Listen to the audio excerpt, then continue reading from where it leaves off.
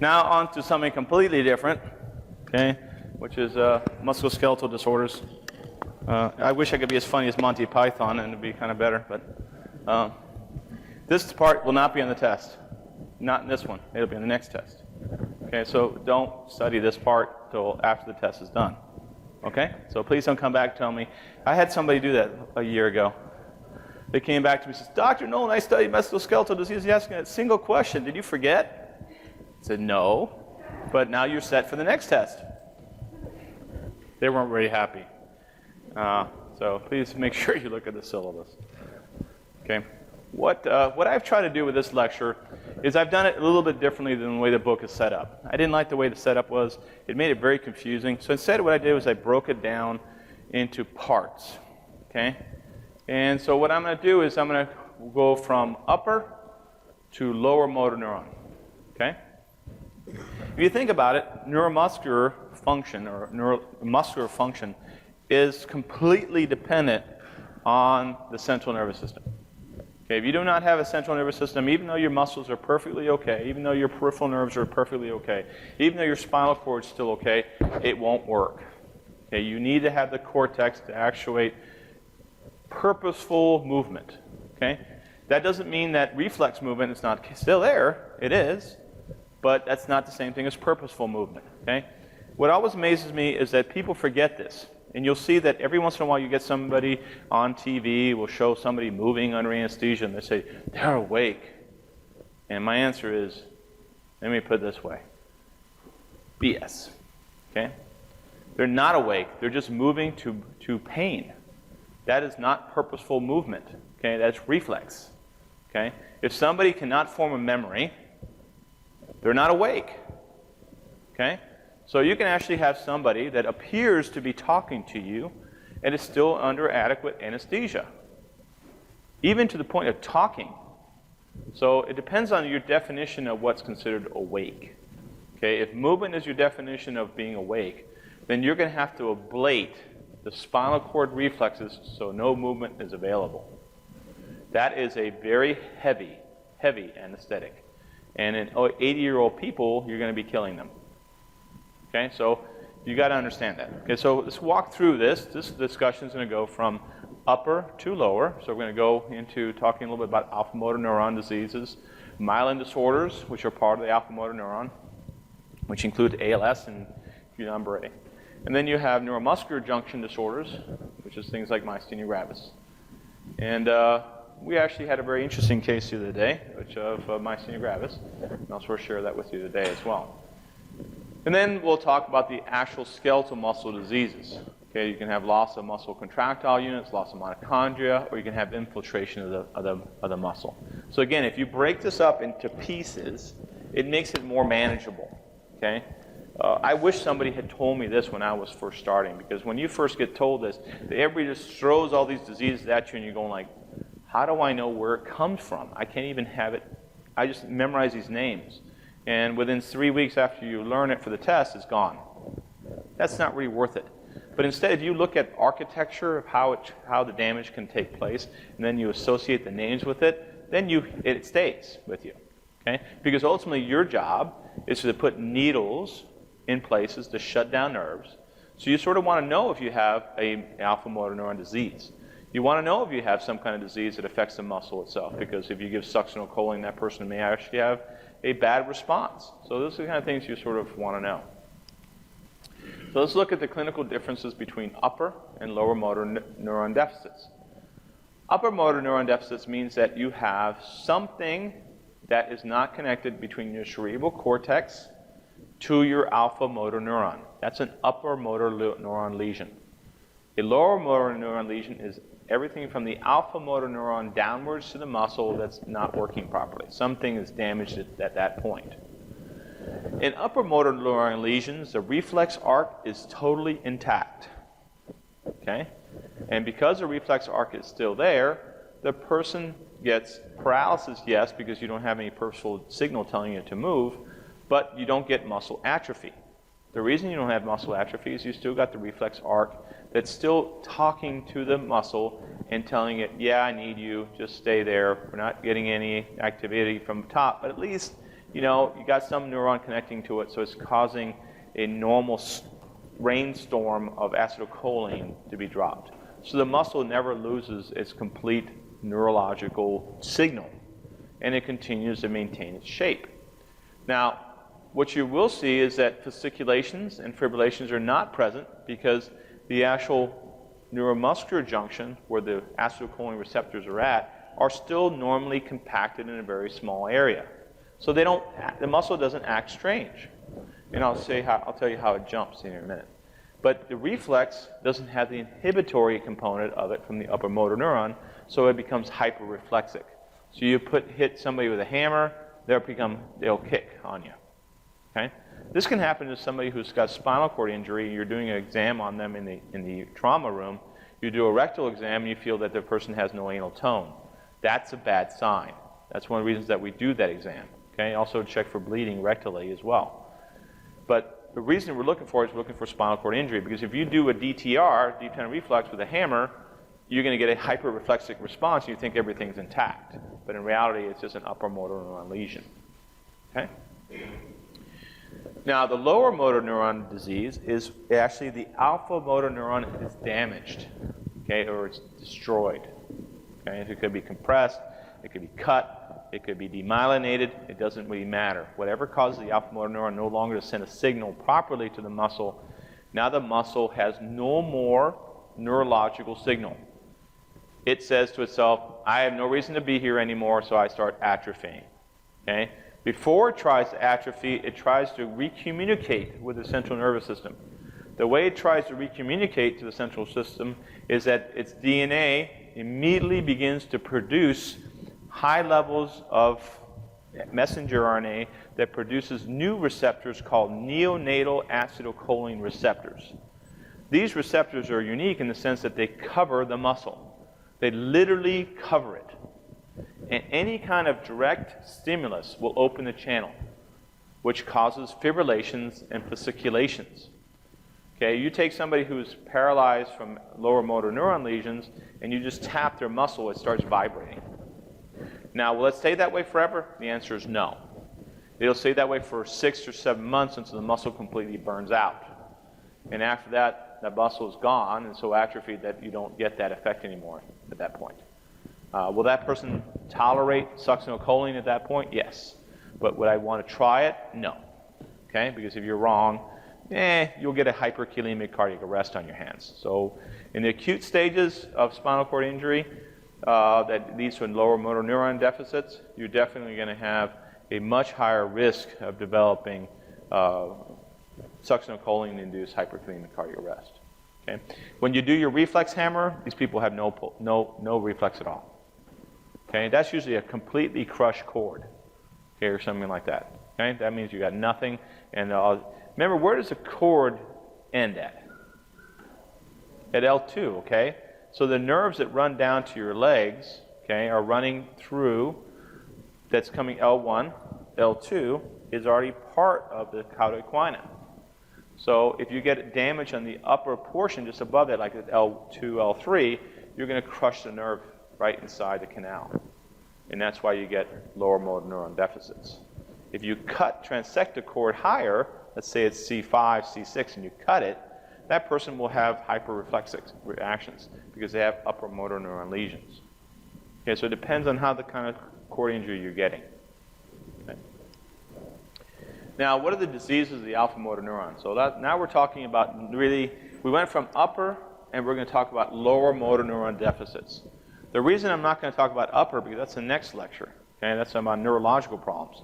This one now is basically talking about muscle function.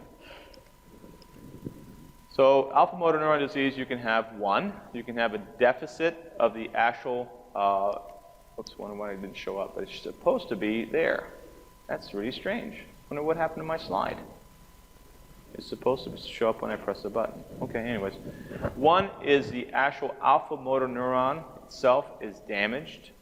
Things like polio and ALS will cause damage of the anterior, the alpha motor neuron, the actual cell. In 2, you have demyelinating disease processes, okay, which is the Guillain-Barré. 3 is at the neuromuscular junction. You have diseases either of calcium, inability to release acetylcholine, or the more common problem is diseases that attack the acetylcholine receptor and destroy it, like myasthenia gravis. And you also have Eden-Lambert syndrome, which also attacks another kind of receptor. And then 4th problem is your actual muscle itself, muscle damage, and that gets split up into infiltrative, contractile disease process, or metabolic usually. Let's look at our first one, polio. I've always been impressed by this picture. Okay, polio used to be a terrible disease that attacked usually in the summertime. It was so bad that children would not be allowed to go to the public pool until they figured out how to fight this. This is actually an RNA enterovirus, single-stranded. Basically, polio attacks and destroys a cell of the anterior horn and can lead to partial or full paralysis. The good thing is that polio is pretty much eradicated, except for like in 2 countries in the world. I think Africa now is completely eradicated. We're down to Pakistan and India, I think, is the last places where they've been diagnosed. And I think they also had one in Afghanistan just recently, which is worrisome, right? Why is it worrisome? Because our troops come back. Okay, and if they have any polio on them and they expose it to a child that's not had polio shots, all of a sudden you're going to have the disease spread again. Okay, because unfortunately some parents are saying, my kids don't need poliovirus, and they're refusing to take it. I hope it never doesn't pick them out. Okay, but polio is almost eradicated. Some places, actually, the recent one I heard it was eradicated, but they just had 1 or 2. I heard that it just came back, so it's not quite eradicated. Now, if you get spinal cord polio, it's 79% of paralytic cases, but there's also more things like that are more rare, which is bulbar spinal polio. What is bulbar spinal polio? What is bulbar muscles? What are those? How many people know that? Wow, okay. This is why it was important. Now I know why the students didn't understand the other day. Okay. All right. There's different portions of your spinal cord. Okay. There's of course the spinal cord that controls all your skeletal muscle, which is basically from C1 all the way down. Okay. But there's also muscles that are involved with controlling the larynx. Okay. And those are cranial nerves. Vagus nerve is conformed. It actually controls the laryngeal muscles. Those are called the bulbar muscles groups, groups of muscles that controls swallowing and the larynx. Okay, so when you have the actual virus that attacks in the brain at the brainstem level, that can attack your ability to swallow, breathe, and actually open your larynx properly. And that has a much higher mortality rate, believe it or not, than regular polio. Because now that person can aspirate and die from that, or they can not breathe properly, or they're going to laryngospasm more frequently. So that can be much more of an issue. Okay? The kids that developed more of the bulbar spinal polio didn't survive in the old days. You know why? Because of this. In these kids, what do you not see in any of these kids? Not one is intubated. They're all talking to you. They're all inside of a chamber. This is the iron lungs. So the biggest problem for these people, of course, is imagine urinating in an iron lung. That's to be a little bit uncomfortable, okay? And who's going to empty it, you know? And what happens if you have to have bowel movement and you can't really control yourself? It becomes a nightmare nursing-wise to take care of these kids. And this used to be hundreds of kids in a row. This is not a small problem. Hopefully it never comes back like this, okay? But if it did right now in this country, we'd be totally overwhelmed. We wouldn't know what to do. Basically, the other thing you have is polio, which is 2%. These were almost invariably all lethal. It's almost 20% of polio used to be lethal. It attacked really severely the bulbar muscles because then the kids couldn't breathe, and they didn't intubate them in those days, so that would be a high mortality rate. No cure, it's just prevention. Okay? 3 factors contribute to recovery. It's the number of recovered motor units that resume function, the number of motor units that develop sprouts or reinnervate, and they come back in different distributions. I never believed that until I actually saw something that happened to me clinically. One of the things that you worry about with post-polio now, we're finding out, we didn't know it at the time. The only thing that people were telling us, if you had somebody with polio, that just had to be careful neurologically that they might be more sensitive to the local anesthetic. So they said that don't use 1% lidocaine, which we weren't. So instead we used bupivacaine. But it was rather interesting. This gentleman that was taken care of wasn't a kid anymore. He was a man in his 70s. Needed his total knee replacement because the leg that had the affected polio had basically caused an increase in osteoarthritis in that leg, even though he was thin. So he needed a left total knee replacement. And he had had polio when he was 4 or 5 years old. So it was very severe, apparently, from what he told me. But he was functioning pretty well. Put a spinal in him. Actually it was an epidural. So I know it's not a spinal, so it was an epidural. We dosed it slowly. And as soon as we dosed it, the arm went out. His left arm went completely numb, and he couldn't lift it. It was immediate. And that doesn't make any sense, right? Because the routing of the nervous system should be from up high. So did I get a high spinal in this guy? Did I get subdural injection? And the answer was no. The guy was actually hemodynamically stable.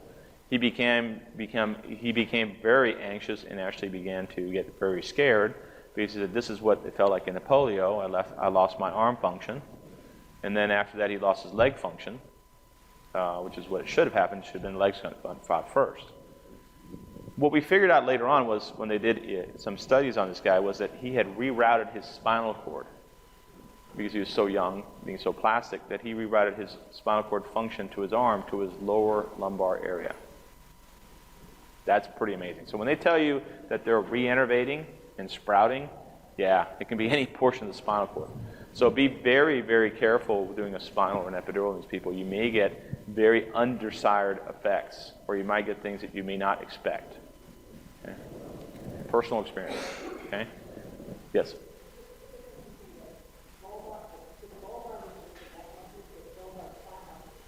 It's both the neck and the peripheral nervous system being affected. So you have paralysis of the arms and legs and paralysis of the larynx. Now, there's something that's coming on that's recent, because now we're having people that's surviving into their late 80s, 90s, and the post-polio syndrome, you've damaged so many of the nerves that they begin to burn out. So these people redevelop symptoms like they did when they were having the polio symptoms, okay? And you have to take special precautions because they have respiratory impairment, sleep apnea, swallowing difficulties, and cold intolerance. And the sleep apnea and the swallowing difficulties are the ones that have bulbar problems, okay?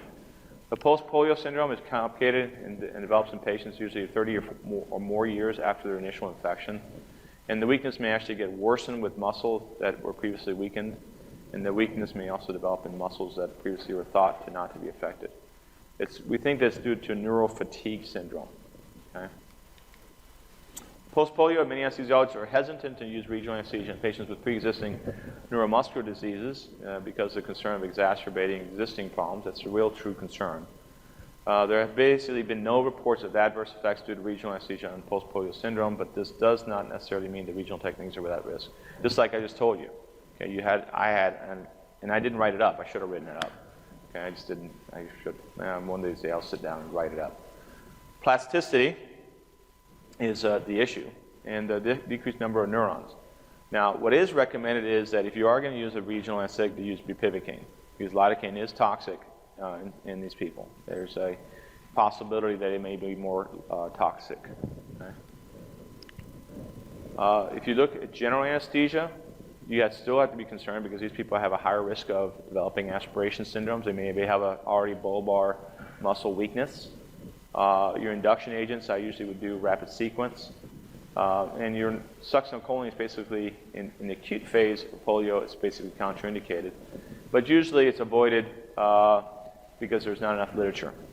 You know, have I seen somebody that polio got in succinylcholine? Yep, they did fine. But, you know, in the acute state, I wouldn't recommend it. Okay? Non-depolarizers, on the other hand, have very greater sensitivity. So sometimes we try to go with not using any muscle relaxant at all and intubating them without anything. And that can be done.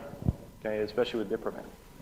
The reticular activating system is also affected, so you see people have increased sensitivity to volatile anesthetics, and they have more chance of getting apnea, and they also have increased sensitivity to opioids. The next disease, ALS. Do you know who this guy is here? Who is he? What? Lou Gehrig. Lou Gehrig? No. Yeah, Stephen Hawkins. So this is what it actually looked like before he developed the disease that he has right now, which is ALS, which is amyotrophic lateral sclerosis. It's a disease that affects both upper and lower motor neurons in the motor cortex of the brain, brainstem, and the spinal cord, but it does not affect the cortex that much. The person actually has a very functional brain, which is what Professor Hawkins did. He gave him more time, he said, to think about things that otherwise he would not have time to think about. The incidence, unfortunately, is low, but thank goodness it's low, but the incidence tends to occur more in Caucasians. The causes are unknown. We don't know what the cause is. We think it's a possible enzyme deficiency, which is superoxide dismutase, which is associated with the familial ALS. This produces a powerful antioxidant that protects the body from damage caused by superoxides, which is a toxic free radical generated in mitochondria. And evidence suggests that the failure of defenses against oxidative stress upregulates programmed cell death, along many other possible consequences. Okay? So it's actually an oxidative phenomena. Now, why that is, why these people develop, it's mostly a genetic variant, but there's other people that don't have SOD enzyme deficiency, and really there's no really good explanation why people develop ALS still in my mind. This is Stephen Hawkins now. Now he's down to, he's being on a ventilator, he's trached, he communicates via computer. So, tough guy. ALS and anesthesia, respiratory involvement is very commonly involved, so it's a nightmare. In the sense that a lot of times if you already have somebody who's marginal, you put them in a general anesthesia, there's very likely they're not going to come off. So you got to talk to the patient ahead of time. Depolarizing agents are completely contraindicated because you get so much atrophy and you get so much upregulation of the acetylcholine receptors. There's variable responses in non-depolarizers in the sense that because there's so much acetylcholine receptors in the early part of the disease, it soaks off the non-depolarizer, so it doesn't really work. Okay, and then when it sticks on for a long time. So if you want somebody to be paralyzed, it takes a large dose, but then it doesn't go anywhere. Okay, so it can be a real problem. There's increased risk of respiratory depression. Regional anesthesia, same thing, concern over exacerbation. Spinal may carry an increased risk. There's been reported cases of safe epidural use, but always when you're doing an epidural, there may be a risk of developing a spinal because it's around 3 to 5% that you can get a wet tap. So you got to be really kind of careful. Then you go on to demyelinating disorders. Okay, demyelinating disorders means that the individual cell that protects the nerve and keeps it myelinated, which is called the Schwann cells. The Schwann cells can be attacked without the nerve cell itself. The nerve itself can stay completely normal, but without the Schwann cell being available to myelinate the cell, you're going back to being a baby. Okay? The way I look at MS, it's like taking a baby and looking at how they work. They can't move purposefully because they don't have myelination on their alpha motor neurons. Okay? It takes 6 to 8 months before that develops so they can walk. In multiple sclerosis, the disease process actually attacks only the myelin sheaths, and we think it's an abnormal immune response to an antigen. Okay, it may occur in any part of the brain and spinal cord that's basically myelinated. So you can get sensory, motor, autonomic, and neuropsychological disability as well. The mean firing rates of the motor units actually also reduced, and the firing variability is increased. So you get a lot of miscommunication. These people hallucinate, sometimes see things that normally other people wouldn't see. So this is a real problem in the sense that it's difficult to deal with, difficult to treat, and you don't really know what the cause is. But we definitely think it's an autoimmune process. There's also another process called Guillain-Barré. Guillain-Barré is also a demyelinated disease, but like MS goes from the cortex down, Guillain-Barré goes from the periphery up. So one's going downwards, which is MS. MS tends to affect the brain more. Guillain-Barré is kind of forgiving because it comes from peripherally, distally upwards. The good thing about that is that you get ascending paralysis, but you're mentally still intact. And people that have Guillain-Barré, if they recover fairly well mentally, but may not completely recover in their muscle tone. Some of the books say, like this one says, ascends limbs approximately more than distally. Other books will say it's distal to proximal. Depends on who you want to read. May involve both cranial and bulbar muscles. The nerves, they're relatively rare. And this is actually really common, 4 in 1 in 10,000 cases. You get autoantibodies to gangliosides, and you get upregulation of acetylcholine receptors at the muscles because you don't get good signal. So as a consequence, you get succinylcholine is contraindicated in these kind of situations as well. You get pre-existing loss of motor units and presynaptic or postsynaptic receptors. So you increase the sensitivity to non-depolarizing agents. And the regional anesthesia is not contraindicated. Some people would argue that. I've had people that say, well, you have Guillain-Barré or multiple sclerosis, I'm not touching your back. So it really depends on who you talk to. Some people that are really conservative don't want to do anything with the central nervous system when you have an infection or some kind of demyelinating disease. I can't blame them, because what will happen is if you get any demyelinating problem, it gets worsened after you do the spinal, they're going to blame you, even though it could be just a disease process that's taking place. So I do things conservatively. I'm not super conservative to the point that I'm so scared I won't do anything, but I am conservative. I try to think, is a good person going to be that much benefit from what I'm doing over short term, or is it really the better way of doing it some other way? So there is many ways of skinning a cat, and I never harm cats.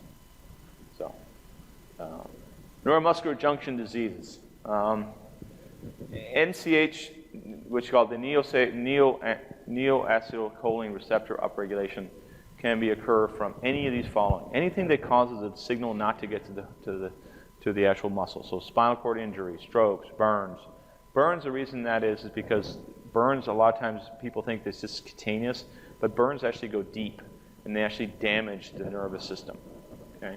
Especially electrical burns are very prone to doing this. Okay? I didn't believe that until I actually had a personal experience with getting burned.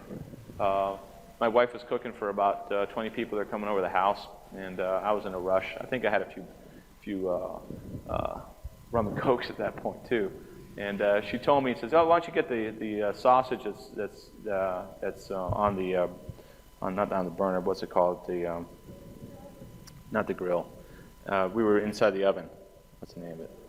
Broiling it. Okay. So I opened it up and I put my hands on it to grab it. What the hell was I thinking? But it was rather impressive. 450-degree hot metal to contact touch. And I could feel the heat all the way down to the bones. What saved me was I threw my hands both into ice, but I had second-degree burns to both of my palms of my hand for about 3 weeks. But it was rather interesting. But I definitely felt the thermal energy going all the way down to the bone. So, and actually left me with numbness in the fingers for about 6 weeks, a little bit, from one hand. So it definitely does injure your neurological system as well. So burns are one of those things, especially when you get second-degree and third-degree burns, that can be a lot more severe than you think. If you have prolonged immobility, anything that causes prolonged exposure to neuromuscular blockers can also upregulate. MS and Guillain-Barré also will do this. Things that will downregulate your receptors, things like myasthenia gravis, anticholinesterase poisoning, organophosphate poisoning, will also downregulate, which basically makes you paralyzed. So there's no reason to give you succinylcholine at that point. You can intubate them without anything, and they're actually rather easy. Okay?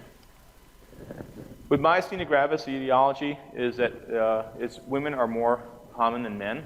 Okay? But there's different forms of myasthenia gravis, which is what I wanted people to understand today, because I think it's really important clinically. The mechanism is an autoimmune process. For some reason, the antibodies have reacted to acetylcholine receptors and are destroying them. And the symptoms get worse at the end of the day. So the way you can find out if somebody's getting this problem is by talking to them and asking them, how do you feel during the morning? They usually say, I feel great. And by the end of the day, they say, I feel really tired. I can't keep my eyes open. And I start getting a little short of breath, or I aspirate a little bit at night. those are people with different forms of myasthenia, but that's myasthenia gravis. Now, there's periods of remission and exacerbation depending on the immune system activation or not. Treatment can include pyridostigmine, which is an anticholinesterase drug, and it usually you take this medication like 6 times a day, so it has to be done frequently. You can also consider doing a thymectomy or immunosuppressive therapy, such as steroids, azathioprine, and cyclosporin, or you can do plasmapheresis in the acute phase. Plasmapheresis is usually not effective in long-term treatment because it's too expensive, and there's just too much expense associated with it. Now, perioperative things that can make this situation worse is aminoglycosides can be exacerbated. Postoperative ventilatory support may be likely, and it sensitizes you to the neuromuscular blocking agents. You're very resistant to succinylcholine now. If you try to give succinylcholine to these people, it won't work. There's not enough receptors to cause the cell to depolarize. Okay? So it takes 2 times the normal value if you give succinylcholine. And aspiration risk is a lot higher of these patients. Pyridostigmine is an anticholinesterase that diminishes the sensitivity to the non-depolarizing agents and actually may inhibit pseudocholinesterase, which may then cause a prolongation of succinylcholine and mivacurium. Reversal may not be possible due to inactivation by chronic pyridostigmine. So stay conservative. I don't usually, these people usually are so weak that they don't need any kind of muscle paralysis. And so you just don't have to go crazy with them. Now, one thing I'm going to talk a little bit more that's not on these slides is that there's 3 forms of myasthenia gravis. There's ocular myasthenia gravis, which means it only attacks the eyes. Okay? You can pick these people out usually pretty well because they tell you that during the morning they feel like they can open their eyes, and usually by the end of the evening they feel like their eyes are closing up and they can't open their eyes. Okay? That's ocular myasthenia gravis. Okay? There's total body myasthenia gravis, which is the 3rd stage, which is very, very severe. Okay? And that causes muscle paralysis to the point that usually the person dies from it. Okay? And that's failure. And then there's another one that's rarely talked about, which should be talked about more. It's called bulbar myasthenia gravis. Bulbar myasthenia gravis attacks usually the eyes and the larynx. So these people have a higher risk of getting laryngeal spasm, and the larynx is unable to protect itself from aspiration. Now let me tell you a story. This happened to me when I was attending here. I was at North Collier. I was a critical care physician at that point. I'd come out of my residency training. I'd been out for about a year at that point. And this lady from Texas had come over for vacationing, and she came into the hospital with appeared to have pneumonia, and they had intubated her in the emergency room. Okay? She was doing fairly okay, so she was brought over to the ICU where I gave her antibiotics to cure the pneumonia. Found out that she had what was consistent with an aspiration pneumonitis. So we treated that. She started getting better in 3 or 4 days, and then her ventilatory status was actually pretty good. So we said, let's try to extubate her and see how she does. We pulled this person's endotracheal tube out. She was doing great for about 10 minutes, and then 10 minutes later she started going, and all of a sudden she stopped making any sound, and we had to reintubate her. That happened once, happened twice, happened 3 times. The 3rd time, I started getting really curious. Because the first 2 times, I'm going like, okay, maybe I didn't look at this person properly, maybe I missed something. But by the 3rd time, the 2nd time it happened, I said, you know what, there's something really wrong here. So this time around, when we extubated her, we looked with a special fiber optic scope down and looked at the cords. So when we pulled the tube out, her cords immediately began to close. And that's not normal. Okay? And when we started asking her a little bit more, says, do you feel like your eyes are getting tired and things like that, it came to me that this woman had what's called bulbar myasthenia gravis. And she had an exacerbation. And so what we did was I called a neurologist. The neurologist then gave her pyridostigmine, and we extubated her for the 4th time, and now that we got the extubation with the pyridostigmine on board, she flew. Okay, and found out that she had bulbar myasthenia gravis. The reason I'm telling you about this is because I had another one yesterday. Was it not yesterday, but on Monday. The patient came to the endo suite with increasing swallowing difficulty, and they had myasthenia gravis, already ocular myasthenia gravis. So right away I was thinking maybe it's bulbar myasthenia gravis too, and sure enough when we went in there, the guy had the esophagus wasn't working at all. It was like achalasia. But we got him through it, did okay, and then what they did was they're going to increase his steroid treatment and change some things around to improve he's getting more severe myasthenia gravis. A lot of people don't know that, and I can tell you that I was just curious, okay, and I was seeing something that wasn't working the way it should be. So that's when I get back to the books. There's nothing wrong with getting, at least somebody talks to you and tells you about it. But in case you hear that somebody tells you bulbar myasthenia gravis, be in the back of your mind that this person could be difficult, not while you intubate them, actually fairly easy to intubate, but as soon as you pull that tube out, then their larynx closes up on you and stays closed. And then they can't breathe. So you got to be ready to re-intubate them on a moment's notice. Don't just take this person out of the room and just go like, oh, everything's going to be fine. Make sure that you got your mask with you and everything else ready, because you might end up finding out in a hard way that things are not going right. Okay? Eden-Lambert syndrome is it's a flip in the sense that it's men more common than women. It's a rare autoimmune disease that affects the voltage gate and calcium channels. So it's a presynaptic membrane inhibition. So Eden-Lambert basically does not allow acetylcholine to be released. Okay? You get normally an upregulation of acetylcholine receptors. So you get sensitivity to both depolarizing and non-depolarizing agents. Okay? And there's actually a poor response to anticholinesterase agents. It doesn't seem to reverse these people as well. It's an autoimmune IgG antibody that presynaptically damages the calcium channels. And so what kind of symptoms would you expect on your train of 4?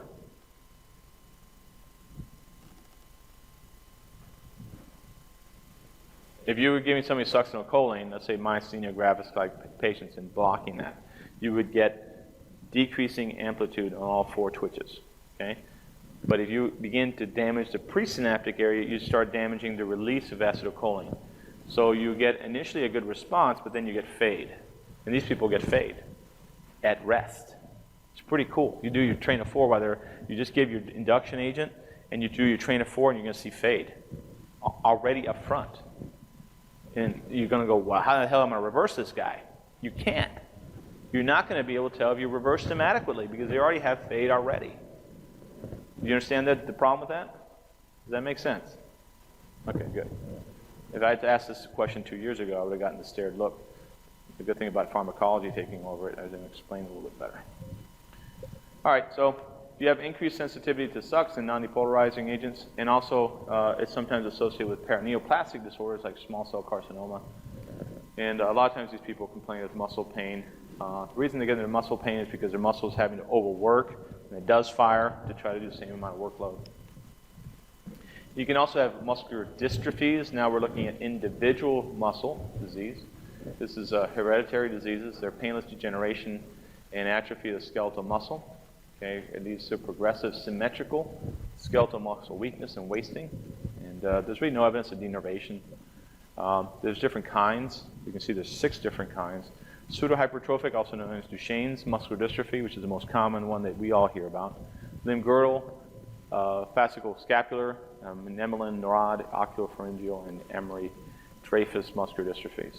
Now, unless you work in a pediatric hospitals, the chance of you seeing one of these is pretty rare. Okay? But if you work in pediatrics, this is an area that you're definitely going to be taking care of these kids because they're going to have problems. If you look at Duchenne's, it's most common. It's a 3 in 10,000 births, most severe form of childhood progressive muscular dystrophy. It's an X-linked recessive gene, and so guess what? It only appears in boys. Okay? Sometimes it grows in girls, but it's very, very rare if it's a mutation, but it's most of the time it's boys. Initial symptoms include waddling gait, frequent falling, difficulty climbing stairs, and it's a way they get up that's a pickup that you got a problem. They get up by almost going into a chair formation, and then they push themselves up. You can see this is the kind of progressive movement. They can move up and they use their hands to lift up. It affects the muscles become larger as a result of fatty infiltration. So even though these kids look like they're muscular enough, they're not. It's a pseudohypertrophic.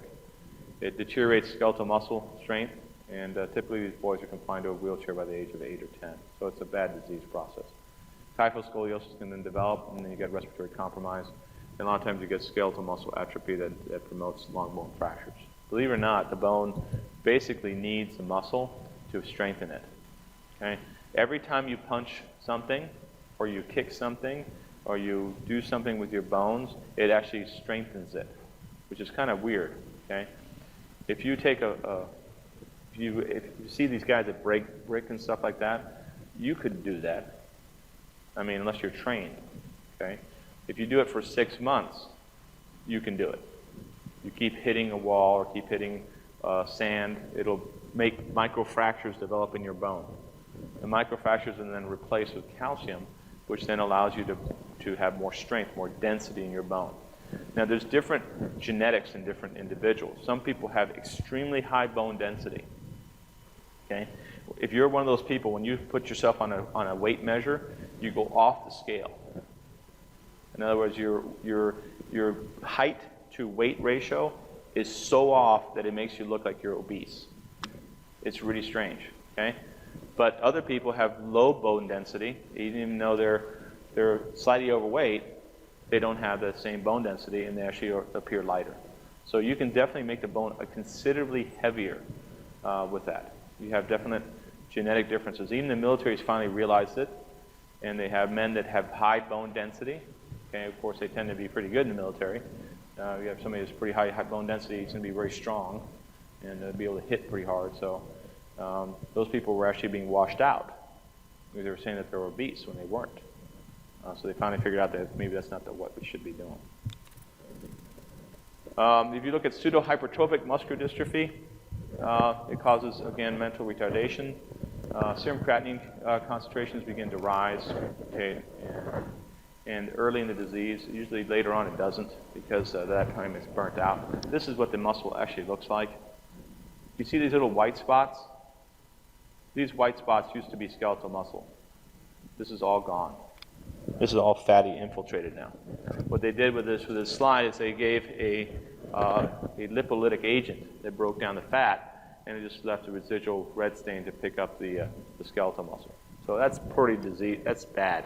That's 90% destruction you're looking at there. Okay, approximately 70% of female carriers of this disease also exhibit increased serum creatinine kinase concentrations. Skeletal muscle biopsy early in the course of the disease may demonstrate necrosis and phagocytosis of muscle fibers. And death, unfortunately, occurs around the age of 15 to 25 due to congestive heart failure or due to pneumonia because of severe forms of scoliosis.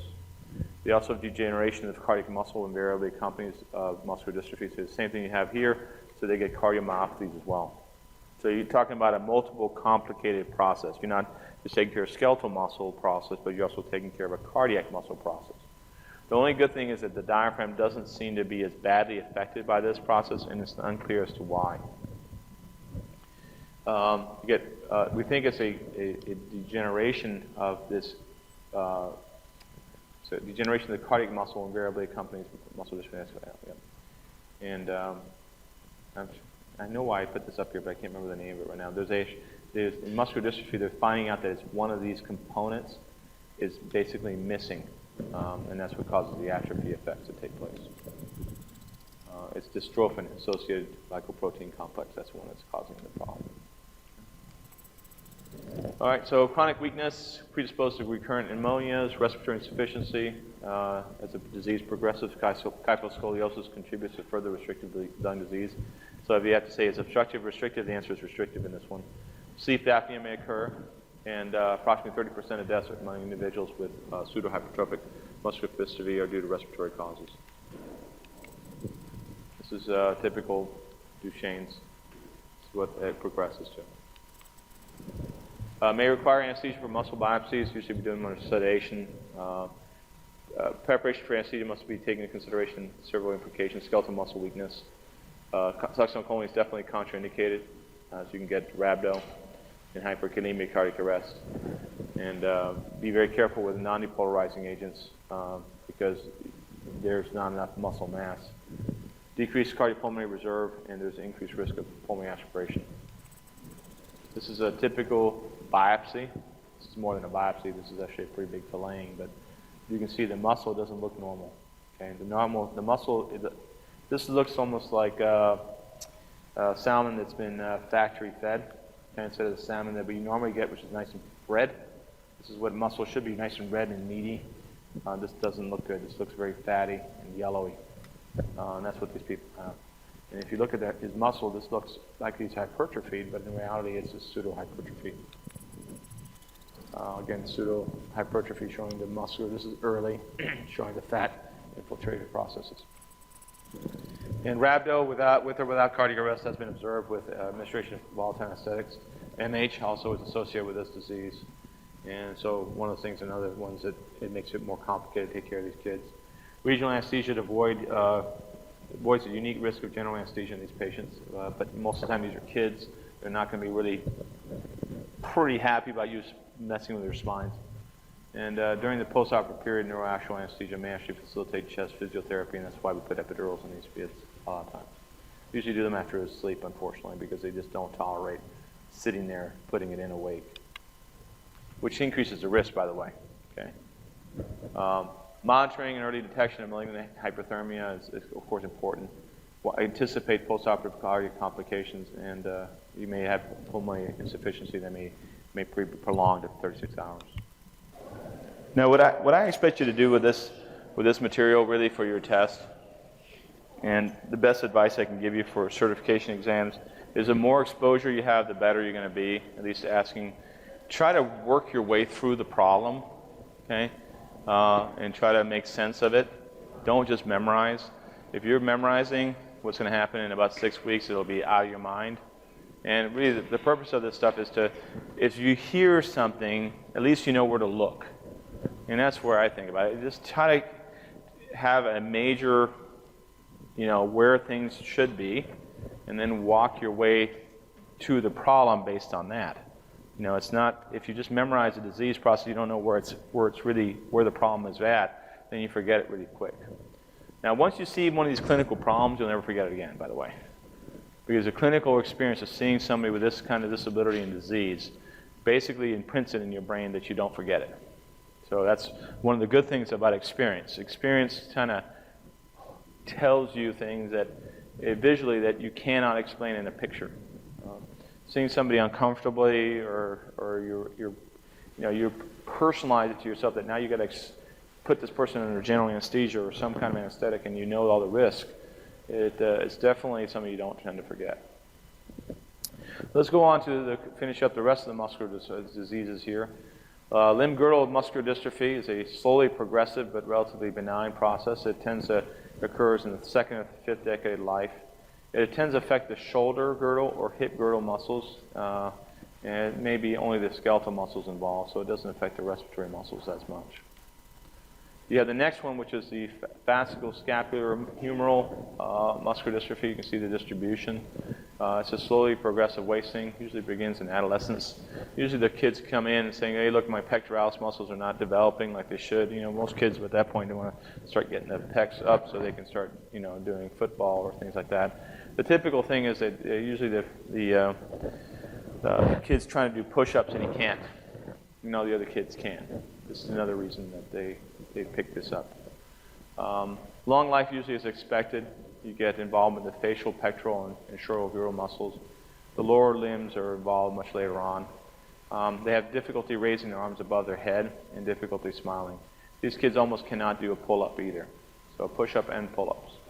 There's no cardiac muscle involvement. Serum creatinine levels are seldom increased.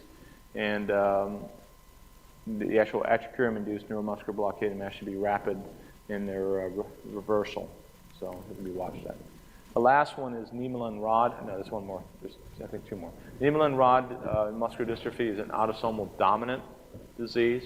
It's slowly progressive or non-progressive. Usually you'll do muscle biopsies and you'll look at, you'll see the presence of rods between the normal myofibrils. This is what they call rods. These are special stains you can see. Okay. It causes delayed motor development, generalized skeletal muscle weakness. Muscle mass is decreased in hypotonia. You get loss of deep tendon reflexes. And you get usually the typical dysmorphic features and abnormal gait in these kids. And usually their intelligence is usually normal. Infants usually present with hypotonia, dysphagia, respiratory distress, and cyanosis. And they have micrognathia, which is a small tongue. Dental malocclusion syndromes are common. high arch palates, which makes it more difficult to intubate. Tracheal intubation may be actually difficult, and a lot of times you have to consider doing a wake fiber optic, because you can imagine that's not any fun.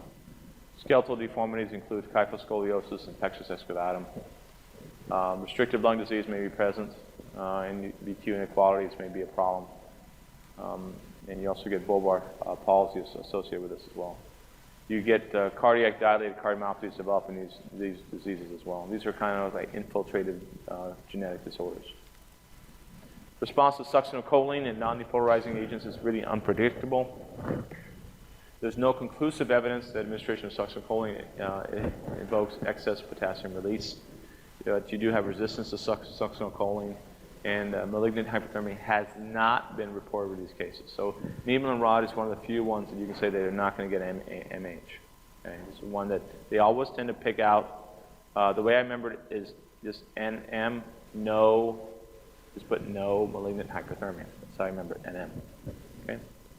So it's the only one. The other ones are all, more likely to develop MH. Oculopharyngeal muscular dystrophy is another rare variant. It's causes progressive dysphagia and ptosis. You can see this is a typical example of somebody that's ptosis. You can see their eyes look like they're just lazy, not opening their eyes. And you can see that their neck is looks like it's very prominent, very thin individuals. Usually experience is limited. These patients may have a risk of aspiration in the perioperative area. And they have an increased sensitivity to muscle relaxants. And you have Emery-Dreyfus muscular dystrophy, which is an X-linked recessive disorder. They get contractures typically in the humeral perineal distribution. Mental retardation is not present, and respiratory function is maintained. Cardiac involvement may be life-threatening and present as CHF, thromboembolism, bradycardia, and female carriers of the disorder may actually experience cardiac impairment. Muscular myotonic dystrophy. These are kind of weird ones. These are ones that muscles will not relax. Is characterized by progressive muscle wasting and weakness, but often have prolonged muscle contractions and not able to relax certain muscles after use. You have hereditary degenerative diseases, or you have all these different kinds. You can see there's a ton of them. Okay, I'm going to go through them very quickly. Please do not memorize them. The only thing I want you to know is that myotonic dystrophies are not good in the sense that if you give that person succinylcholine, they're not going to relax. They're going to contract. They're not going to let go. Okay, and you've got a nightmare in your hands. Now you can't even ventilate them, and you can't even intubate them. The peripheral nerves and the neuromuscular junctions are not affected. This is actual muscular problem. That's why it's called myotonic dystrophy. It causes prolonged discharge of repetitive muscle action potentials. We think it's intracellular adenosine triphosphate fails to return calcium to the SR. General anesthesia, regional anesthesia, and neuromuscular blockers are not able to prevent or relieve the skeletal muscle contraction. And infiltration of the contracted skeletal muscles with local anesthesia may actually induce relaxation. But doing that in the masseter muscle is not something I would recommend. So quinine has also been used effectively in some of these cases. It's increasing the ambient temperature to the operating room decreases the severity. So making that person hypothermic increases the risk of developing this problem. A lot of times these people survive to adulthood with little impairment. And it's common to conceal their symptoms, as usually they won't tell you that they're having problems. That's another thing to be watchful of. The myotonic dystrophica, which is the most common, it's the most serious affecting adults. It's an autosomal dominant. Usually occurs in the second or third decade of life. The skeletal muscles are affected, and they get dying from pneumonias or heart failure. They get progressive involvement in skeletal muscle, cardiac muscle, smooth muscle. They have a high risk of complications for cardiopulmonary risk complications. Treatment is sometimes with anti-myotonic agents like phenytoin, quinine, procainamide, and basically they're depressing the sodium influx into the cell. This is what a myotonic dystrophic patient looks like. They get facial weakness. They get almost like expressionless face, almost looks like Parkinson's. They get wasting and weakness of the sternocleidomyostoid muscles. They get ptosis, dysarthria, dysphagia. Their endocrine involvements as well get gonadal atrophy, diabetes, and hypothyroidism and adrenal insufficiency. Central sleep apnea may occur, and you get exacerbations during pregnancy is common. Myocardial involvement becomes an issue. They get dysrhythmias, and they get first and second degree blocks. Sudden death may also be from second complete heart block. Up to 20% of the patients also have cardiac mitral valve prolapse and mitral valve regurg. There's increased risk of aspiration from pharyngeal muscle, thoracic muscles are weak, and they also have delayed muscle gastric emptying. Preoperatively, you got to check for cardiomyopathy, okay, and check for cardiac arrhythmias, and respiratory muscle weakness. Also be concerned about that. Succinylcholine should not be administered as it gets prolonged skeletal muscle contraction. And the non-depolarizing agents block or act normally, so they should be okay to use. Reversal could precipitate skeletal muscle contraction, but adverse responses do not predictably occur with neostigmine use. So the thing is, if you are going to use this, you're going to have to, if you're going to obviate the need of reversal, is don't use the muscle relaxants if you can avoid it. They're sensitive to the respiratory depressant effects of all the anesthetics, pretty much. The mechanism is that the drug-induced central respiratory depression acting in tandem with weak or already atrophic respiratory muscles can really make the person go over the edge. And then hypersomnolence and central apnea also contribute to increased sensitivity. The myotonic contraction during surgical manipulation can also occur from electrocautery. And drugs such as phenytoin and procainamide have been used to stabilize skeletal muscle, may be helpful in this situation. High concentrations of volatile anesthetics can also abolish the myotonic contractions, but at the expense of myocardial depression. And that's something you got to be careful of. Maintenance of normothermia and avoidance of shivering is critical. The next one is myotonic congenita. Also, you can see this in the actual online, and PBS actually put this out as well. These are the sheep that appear to have seizures, but they're not really seizures. They have myotonia congenita. It's an autosomal dominant disease. It's manifest at birth or in early childhood. Usually involves the whole skeletal muscles and the muscles hypertrophy, but does not progress. It does not decrease life expectancy, but it just sort of makes you unable to move for short periods of time. Okay? Succinylcholine interaction is abnormal, and you can get significant problems. You get prolonged contractions. This is a little sheep. Anytime you clap around them, they paralyze. And they selected these sheep out. As you can imagine, that would be kind of great if you're a sheep herder and you kind of match your sheep and you want them to stop, clap, and all of a sudden they stop and they fall over. Or the goats. They're either goats or sheep, one of the two. They both have them. Then you have what's called paramyotonia congenita. It's a rare autosomal dominant disorder. It's generalized myotonia, generalized muscle hypertrophy. The cold markedly aggravates this. It's pretty much all these.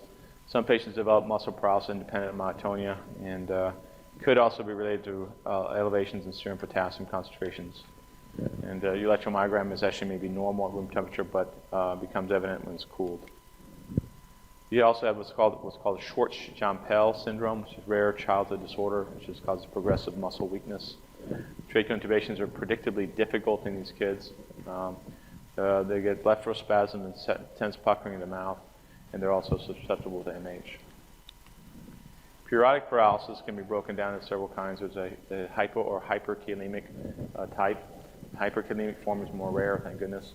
Attacks generally last for a few hours and may persist for days, which is pretty bad. The muscle strength is normal between attacks. This is a different kinds. You have the hyperkalemic and hypokalemic. And basically just changing the potassium levels can induce this paralysis. Precipitating factors for the hypokalemic will be large carbohydrate meals, strenuous exercise, pregnancy or anesthesia, and hypothermia.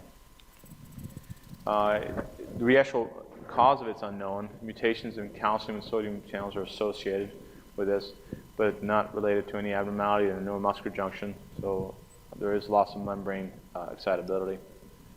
If you have skeletal muscle weakness provokes glucose insulin infusion, confirms the presence of hypokalemic, versus weakness after oral administration of potassium confirms the hyperkalemic familial hyperkalemic syndrome. Treatment for this is a lot of times acetazolamide in both forms. Acetazolamide produces a non-anion gap acidosis, which protects from against hypokalemia and promotes renal potassium excretion, and thus protects against hyperkalemia as well. So that's a good treatment. Management is avoidance of any events. Hypothermia is something you should avoid. And if you're going for open heart surgery for these kind of normothermia, it really has to be maintained. Non-depolarizing agents can be safely administered with this and don't have any problems. You look at the hypokalemic.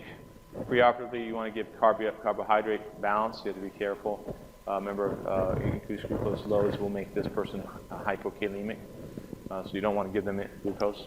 Correction of electrolyte abnormalities too. You want to make sure that they don't develop hypokalemia if you avoid it.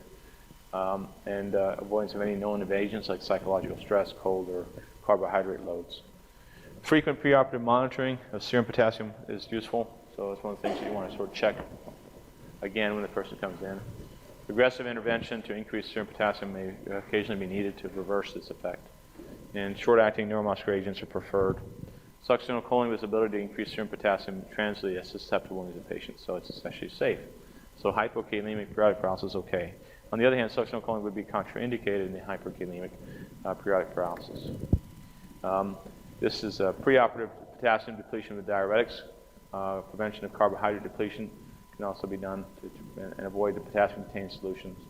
Frequent monitoring of serum potassium is indicated, and calcium should be available intravenous should signs of hyperkalemia appear on the electrocardiogram to membrane stabilize this individual. Alcoholic myopathies. Okay, so now we're going into different kinds. Now we're going into self-induced damage. Alcoholic myopathy can be from acute and chronic forms. Tends to affect the proximal muscle weakness, and distinguishes alcoholic myopathy from alcoholic neuropathy, which is based on proximal rather than distal, and increased serum creatinine kinase concentration, myoglobinuria in acute cases, and rapid recovery is good after cessation of alcohol consumption, versus in neuropathic injuries don't come back. A little bit more strange diseases, things like Prader-Willi syndrome. It's the reverse side of this, which is hypotonia. And these kids present with basically no tone at all. They have difficulty with weak cough, swallowing difficulties, and upper airway obstructions, and they have an increased risk of aspiration. A lot of times these kids have to be nasogastrically fed initially. Syndromes progress during childhood, unfortunately, and they get hyperphagia, leading to obesity, plus endocrine abnormalities, tends to make them morbidly obese. Mental retardation can also be very, very severe. They do have micrognathia and high arch palates, and that makes them much more difficult to intubate. Seizures are associated with this syndrome, and cardiac dysfunction is not usually an issue. Hypotonia is associated with poor cough and increased incidence of pneumonia. Muscle relaxant requirements usually are decreased, and succinylcholine has been used without any problems in these kids. Intraoperative monitoring of blood glucose is necessary, especially if you're worried about hyperglycemia in these kids, which you can have problems with. When calculating your drug dosage, you should consider decreasing skeletal muscle mass and increased fat content in these patients. So, and basically MH has not been associated with this. Prune belly syndrome is a congenital agenesis of the lower abdominal musculature. Usually has other abnormalities, usually including urinary tract abnormalities. The full syndrome tends to appear in males, and you get recurrent infections. And it's unlikely the muscle relaxers are necessary during the management of these patients anyway, so something you don't have to worry about. Now we go into the nutritional deficits, which is the mitochondrial myopathies. Remember, mitochondria are essential for ATP production. So if you have any kind of mitochondrial disease, something that requires a lot of energy, which is skeletal muscle, it's going to burn out. So it's basically mitochondrial myopathies are a heterogeneous group of disorders of skeletal muscle energy metabolism. The defect results in an abnormal fatigability and sustained exercise, skeletal muscle pain, and progressive weakness.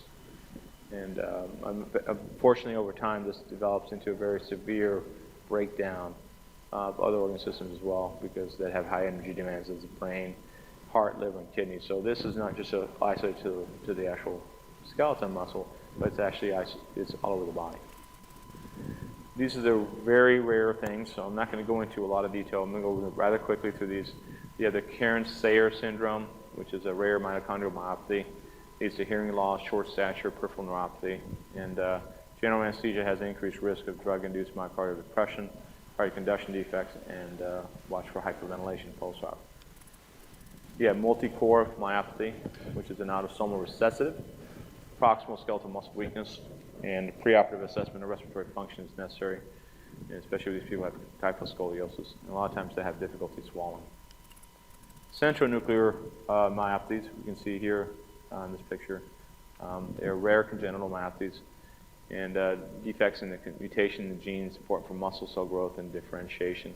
They get progressive muscle weakness, intraocular, facial, neck, and limb muscles, and they develop scoliosis and restrictive lung disease is a big part of it. Muscle relaxers are often avoided if you don't need them, and may be associated with MH. Spasmodic dysphonia is in the laryngeal disorder characterized by adductor and abductor dystonic spasms. This syndrome typically manifests as abnormal phonation, and stress can exacerbate it.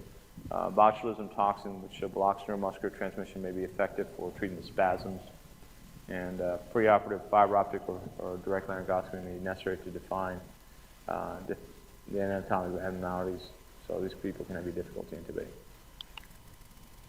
All right, so the last part of this section is going to go into the last half an hour onto actual skeletal diseases. Okay, so we're going to talk about rheumatoid arthritis, and then we'll talk about the spondyloarthritis disease, which are broken down into 4 major groups. Rheumatoid arthritis is by far something we encounter pretty frequently, especially in there's different kinds, but there's younger. In instances, one in 100, or 2 or 3 females for every male. It's a symmetric polyarthropathy and systemic disease, so it's a vasculitic disease. The rheumatoid factor is an immunoglobulin antibody that presents in about 90% of the immunomatics, and the onset may actually be acute or insidious. And what happens is it begins to destroy the cartilage over time because it attacks the microcapillary, so it's a vasculitic problem. And with the destruction of the cartilage, then the bone begins to rub on bone, which then causes the osteoarthritis. So rheumatoid arthritis is an inflammatory mediated reaction, which eventually looks like osteoarthritis in the end.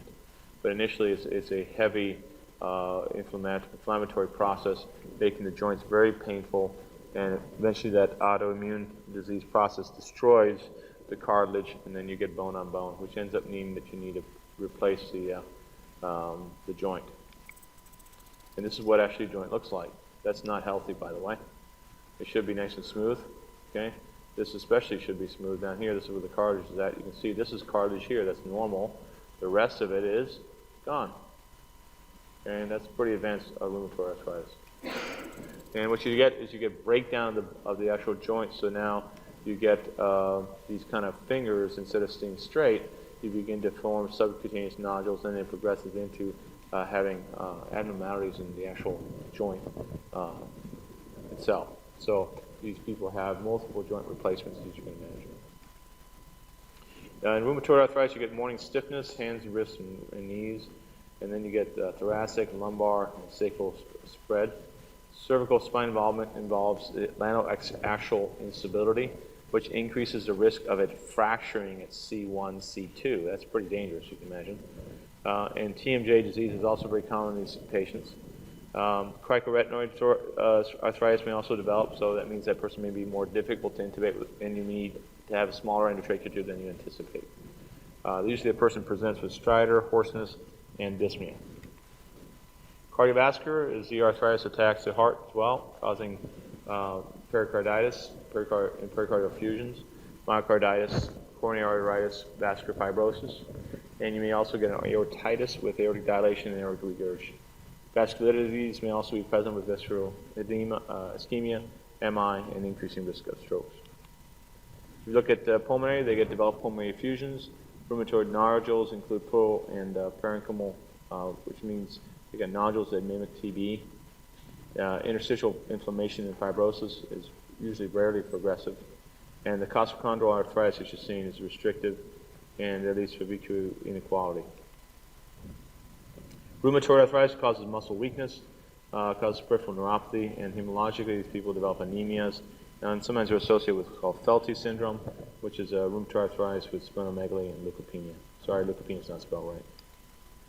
Rheumatoid arthritis also affects the eyes, and it can form what's called Sjogren's syndrome, which is associated with about 10% of patients. Sjogren's is an autoimmune disease process as well that attacks the salivary glands and dries everything up.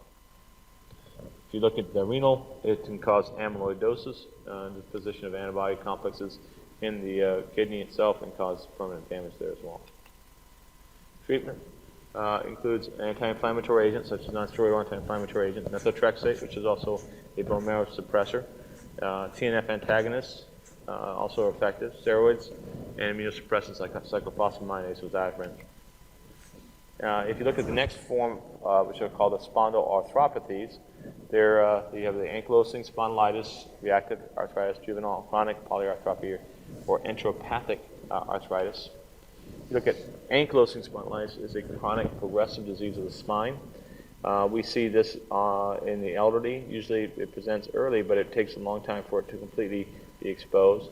You also have hip involvement in about 30% of patients, and also you get what's called conjunctivitis and uveitis in about 25% of patients. You usually have apical cavitary lesions in the lung and fibrosis in distal pleural thickening, and it mimics almost like TB.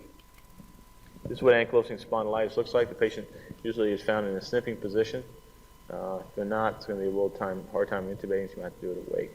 But in the situation this person has ankylosing spondylitis, you see fusions of the vertebral bodies because the cartilage between the vertebral bodies begins to degenerate, so the actual vertebrae begin to fuse. So you get what's called a bamboo-like appearance. Preoperatively, a big concern is that you have cervical involvement. You got to check range of motion, make sure that the person is not having any kind of pain when they move their neck, because at that point you may have a higher incidence of developing a C2 fracture. So you got to be careful with that. And cardiac involvement is another thing you got to be concerned about as well. Next one is reactive arthritis. Reactive arthritis is an aseptic arthritis that follows the extraarticular infectious process such as chlamydia, shigella, salmonella. Reiter syndrome is arthritis, urethritis, uveitis, conjunctivitis, and skin lesions. And that also will present as cricoretinoid involvement as possible. Look at juvenile chronic polyarthropathy. It's similar to juvenile rheumatoid arthritis. It's an acute form, leads to fever, rash, splenomegaly, and lymphadenopathy. Anti-inflammatory meds and glucocorticoids is usually the treatment choice. Let's see the next one. Enterohepatic arthritis. Okay, believe it or not, arthritis can also be induced by diseases in the GI tract. Okay, it's never been explained properly as to why this is happening, but it mostly has to do with calcium regulation to a certain degree, and it also has to do with bacterial invasion of the blood vessels. Especially with inflammatory bowel diseases such as Crohn's and ulcerative colitis, you get more arthritis than you normally would get. So some of the thought process behind it is that we're getting showered more with bacteria intravascularly as it passes through the GI tract, and that's what causes little like microinfections that are hard to deal with, and then eventually causes breakdown. And it basically progresses almost to ankylosing spondylitis. So it kind of makes you think, well, what happens if you have a bacterial cell wall that breaks down? Where's it going to go? And the answer is it goes to small capillaries. And one of the possibilities is small capillaries is in the joints. So if you deposit that, and also the antibody reaction takes place, and it looks just like a rheumatoid arthritis or ankylosing spondylitis, which is an autoimmune disease process. So that's why it could be associated with that. Although that's kind of a not complete explanation sometimes. Sometimes it could also be that the weaknesses from the bone is you get a higher increase of osteopenia as well in a lot of these disease processes because you have less calcium bone density. It might be absorption problems that are associated with this disease as well. Paget's disease is one of those. It's excessive osteoclysis, which is excessive bone remodeling. These supportive form structurally weak bones with lytic and sclerotic lesions. You'll see enlarged skulls in these individuals, pathologic fractures and osteoarthritis. You can actually see these x-rays, and you can pick up on one of the bone scans will indicate where the fracture points are at. Paget's disease's treatment usually is calcitonin, which inhibits osteoclast by decreasing serum calcium. And then you also give what's called bisphosphonates, which is a tigerate, which prolongs inhibition of osteoclasts. And we're almost done with this section. 5 more slides. Marfan syndrome. Autoimmune dominant connective tissue disorder. Okay? The clinical manifestations is long bones, tall stature. A classic example of who might have had Marfan's is Lincoln. Lincoln is a good possible person to think of that has Marfan syndrome. And the amount of changes that Lincoln went in the last 4 years of his office is incredible. Most people think that he would not have lasted even if he hadn't been murdered till about 2 years after that. A lot of people think that he had some form of cancer that was causing some kind of pigmentation problem. So it could be an adrenal cancer that he had. Because if you look at this coloration in his skin too, it was changing. He was pigmenting more. So it could have been some form of adrenal tumor that he had. Anyways, but sometimes you see a high arch palate with these people. They're hyperextensible joints, and they have poor tensile in connective tissue. Leads them to develop AI and also develop aortic dissections and aortic aneurysms. Kyphoscoliosis is a bending of the spine. In the sense, kyphosis is the anterior flexion of the spine. Scoliosis is a lateral curvature of the spine. Most of the time it's seen in women, and we don't know what the cause of it, but it means 80% is idiopathic. Severe restrictive problems will lead to severe curvature will lead to restrictive pulmonary defects. They're a big positioning concern, and there's really potential for large blood loss with spine fusions. I used to do quite a bit of these when I was a resident. I also seem to got volunteered to do these surgeries. These are 8 to 12-hour surgeries, by the way. They're not a joke. And a lot of times you have to do what's called a wake test during the procedure. What we do in these kids is we open up their back. We put them under general anesthesia, and we open up their back completely and expose all the spine. And then we put in basically screws up and down the spine. And then we take a rod, put it in the middle, usually 2 rods, and then bend the spine back to its normal shape. In the bending process, you have to check for what's called evoked motor potentials to make sure that the spine is not being rotated too much, because then you cause that person to be paraplegic, which is really not what you want. You want to stabilize the spine, but you don't want to do it to the point that you make them paralyzed. So what would happen is once in a while you lose your EMGs. You lose your evoked motor potentials. And they say, well, is it real or is it not? So the real thing is you had to ask the patient to wake up. That sounds like a big deal. You got your whole back spine opened up, and you're asking the person to wake up, and you hope they're not going to move. So actually it's not so bad as it sounds. It sounds really horrible, but actually it's something you would tell this kid before you put them to sleep that they might wake up. And that if they hear you, they just do what you tell them to do, and they'll say, okay, no problem. Is it going to hurt me? No. So how do you do it? The answer is you get them spontaneously breathing, upside down in prone position. People actually breathe better prone. Okay, so when people tell you, oh, they can't breathe prone, that's a lie. People breathe just fine prone. Okay?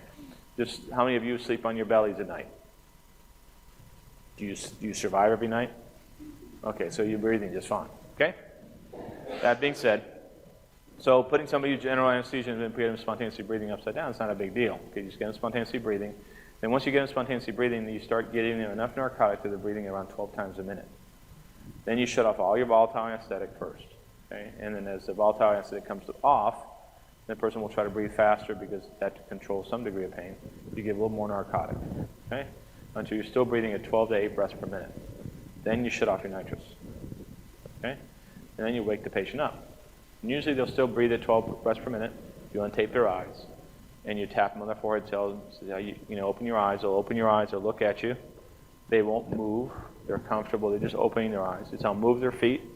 They'll move the feet for you. If they don't move their feet, but say you move their hands, and they move their hands, but they can't move their feet, then it's real. And you tell the surgeon you gotta untwist them. So we'll untwist the person at that point. And then they'll say, okay, move your feet again. Usually within 30 seconds, if it's relief from pressure, the person will be able to move the feet right away. So then they crank again until the person is not, can still move their feet, and they stop at that point. I've actually had it where we did it in 3 stages. We took the kid back 3 times, where we put the rods, everything in place the first day. She had very severe scoliosis. The first day we had a lot of EMG problems, so we put all the rods in, but we didn't stabilize them, so we didn't put all the screws on them. They were in, okay, but they weren't locked down. The next day we brought her back, gave her 24 hours, just sort of recoup, get her hemoglobin back up, which might have been another reason why sometimes you'll get ischemic, is from the lack of hemoglobin, because you're bleeding the person out quite a bit.